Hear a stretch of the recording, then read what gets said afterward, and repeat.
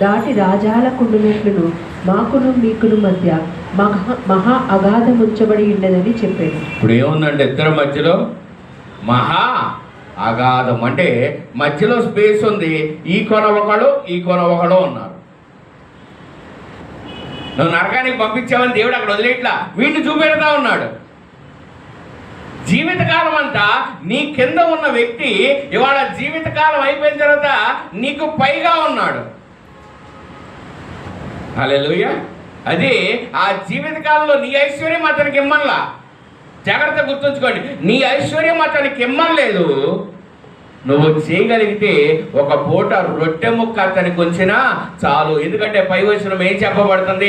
అతని బల్ల మీద నుంచి ఏదన్నా ఒక రొట్టె ముక్క పడితే ఇతను కడుపు నింపుకుందామని ఎదురు చూశాడు. ఇక్కడ దేవుడిని ఆస్తి వాడికి ఇచ్చేయల్లా, వెళ్ళి ₹1,00,000 అప్పు తీర్చేయల్లా. చేయగలిగితే చెయ్యండి, కానీ ఆ సహాయం, ఆ పూట భోజనానికి, ఆ కుటుంబానికి కావాల్సిన సహాయం నీ ద్వారా వారికి దక్కినట్లయితే, అంటే భోజనం దక్కితేనే వారికి అంత ఫలం ఇచ్చి నిన్ను కూడా తీసుకెళ్ళి అక్కడ కూర్చోబెడుతున్నప్పుడు సమాధాన స్థలంలో,